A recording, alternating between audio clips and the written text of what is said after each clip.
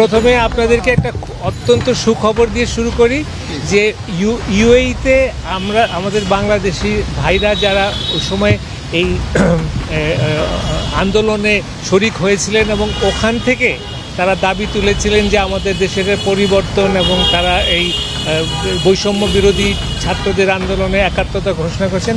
তাদেরকে আপনারা জানেন যে ওইখানকার সরকার 57 জনকে তারা যাবজ্জীবন কারাদণ্ড দিয়েছিল এবং সেখানে আমাদের প্রধান উপদেষ্টার ব্যক্তিগত উদ্যোগে ওখানকার আমিরের সঙ্গে যোগাযোগের মাধ্যমে আপনাদের আজকে এই সুখবর প্রধান উপদেষ্টা আমাদেরকে বললেন যে তাদের সবাইকে মাফ করে দেওয়া। এটা অত্যন্ত আনন্দের খবর এবং এটা এবং আমি মনে করি এটা ইউনুস ভাইয়ের মতন আমাদের একজন নেতা না হলে এইভাবে আন্তর্জাতিকভাবে এই জিনিসটা আসতো না। সো আমরা খুবই খুশি। আর আজকের আলোচনার ব্যাপারে আমরা সম্পাদকরা যারা একসঙ্গে হয়েছিলাম আমরা প্রথমে এই প্রধান উপদেষ্টা এবং বিশেষ করে প্রফেসর ইউনুস এবং তার সরকারের যে কর্মকাণ্ড আমরা এটাকে সম্পূর্ণভাবে আমাদের একাত্মতা ঘোষণা করছি। আমরা চাই যে একটা নতুন দিগন্ত বাংলাদেশে উন্মোচিত হোক। তো সেখানে আমি একজন সম্পাদক হিসেবে আমি যে প্রশ্নটা উত্থাপন করেছি সেটা হচ্ছে সাংবাদিকদের নিশ্চয়তা এবং সাংবাদিকদের ব্যাপারে যে এরকম যত্রতত্র খুনের মামলা হচ্ছে এটা যেন বন্ধ হয় এবং এই ব্যাপারে সরকার যেন সুস্পষ্ট একটা অবস্থান নেন। সাংবাদিকদের যদি কোনো রকম দোষ থাকে, তারা যদি দুর্নীতির কারণে থাকে, তাদের সঙ্গে আলাদা মামলা হবে, কিন্তু এইভাবে যেন না হয়। আচ্ছা, আলোচনার মধ্যে একটা এসছে যে আমরা চাই যে বাংলাদেশে একটা জাতীয় ঐক্য স্থাপিত হোক। আমরা একটা বিভক্ত জাতি, বিভিন্নভাবে রাজনৈতিকভাবে আমরা যেন একটা ঐক্য স্থাপন করতে পারি। আমরা এটাও বলেছি যে আমরা এই সরকারের কাছ থেকে কতগুলো গুরুত্বপূর্ণ সংস্কার আমরা আশা করছি। সেই সংস্কারের মধ্যে সংবিধান পরিবর্তন, তারপরে আমরা বলেছি লোকাল গভর্নমেন্টকে স্ট্রেংথেন করা, তারপরে আমরা বিভিন্ন যে স্বায়ত্তশাসিত সংস্থাগুলো আছে, anti corruption commission, human rights commission, election commission, এগুলো রিফর্ম করে এবং সত্যিকার অর্থে একটা গণমুখী সংস্থা এবং নির্বাচন কমিশন বিশেষ করে তারা যেন ভবিষ্যতের সমস্ত নির্বাচন সত্যিকার অর্থে জাতির এবং ভোটারদের চিন্তার প্রতিফলন ঘটান, এরকম একটা সংস্থা চাই। আমরা অ্যান্টি কারাপশন কমিশন চাই যে সত্যিকার অর্থে দেশের যেসব দুর্নীতি আমাদের হয় তারা যেন স্বাধীনভাবে।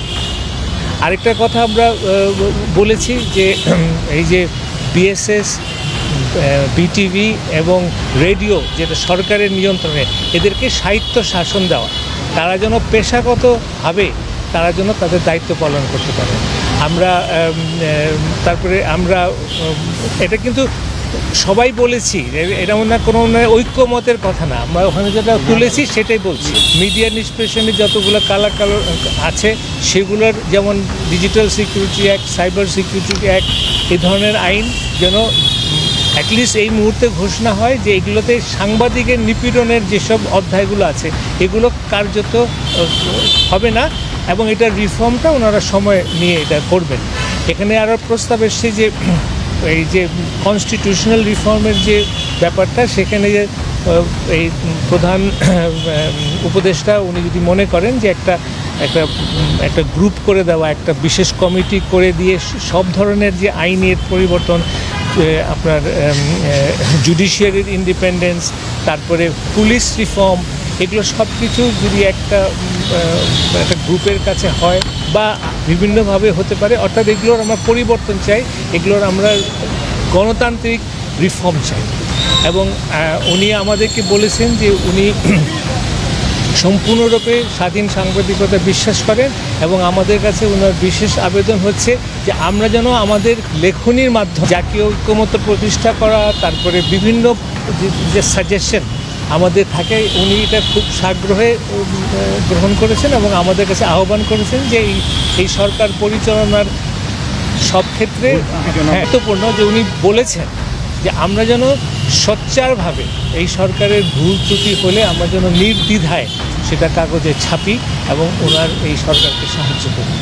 সব কালাকানুনের রোধ করার ব্যাপারে এটা হয়েছে এবং উনি সত্যিকার অর্থে আমি ব্যক্তিগতভাবে উপলব্ধি করছি উনি একটা মিডিয়া সত্যি সত্যি উনি বিশ্বাস করেন, মিডিয়া চান, উনি আমাদের সত্যিকার অর্থে স্বাধীনতায় উনি বিশ্বাস করেন, এবং মিডিয়া বান্ধব যদি সরকার প্রধান আমরা কখনো পেয়ে থাকি তাহলে আমরা এখন পেয়েছি, এবং আমরা এর জন্য অত্যন্ত আনন্দিত।